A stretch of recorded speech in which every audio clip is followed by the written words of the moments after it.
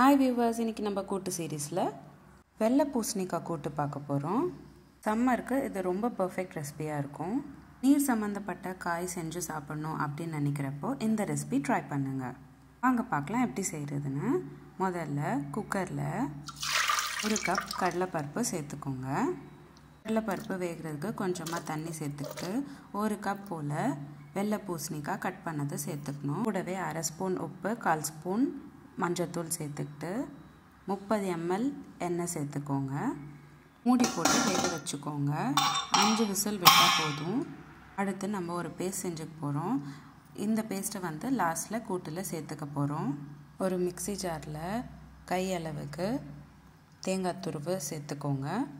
கூடவே கொஞ்சமாக கருவேப்பிலை, 2 பச்சை மிளகா, 1/2 ஸ்பூன் ஜீரகம் சேர்த்து நல்லா அரைச்சிக்கோங்க. அடுத்து ஒரு பேனில் 10 ml எண்ணெய் சேர்த்துக்கிட்டு கூடவே 1/2 ஸ்பூன் கடுகு சேர்த்துக்கோங்க. கொஞ்சமாக கொத்தமல்லியும் கருவேப்பிலையும் சேர்த்துக்கோங்க.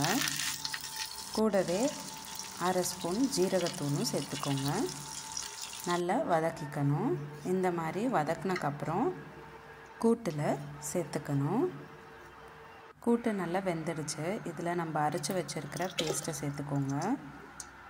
நல்லா கலந்து விட்டுக்கோங்க.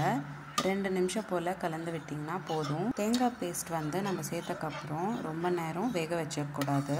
கூட்டு டேஸ்ட் போயிடும். அதனால 2 நிமிஷம் போதுமானது. ஒரு கொதி வந்தக்கப்புறம் நீங்கள் தாளித்து வச்சுருக்கிற கடுகு, கொத்தமல்லி, கருவேப்பிலையும் சேர்த்துக்கோங்க. அவ்வளோதான். சிம்பிள் அண்ட் ஈஸியான வெள்ளை பூசணிக்காய் கூட்டு ரெடி ஆகிடுச்சு. உங்களுக்கு இந்த வீடியோ பிடிச்சிருந்தால் லைக் பண்ணுங்கள், ஷேர் பண்ணுங்கள். இதே மாதிரி டெய்லி ஒரு ரெசிபி பார்க்குறதுக்கு என்னோடய சேனல் சப்ஸ்கிரைப் பண்ணிக்கோங்க. இந்த ரெசிபி ட்ரை பண்ணிவிட்டு எப்படி இருந்ததுன்னு எனக்கு கமெண்ட் பாக்ஸில் கமெண்ட் பண்ணுங்கள். மீண்டும் சந்திப்போம் ஒரு சுவையான ரெசிபியுடன். தேங்க்யூ.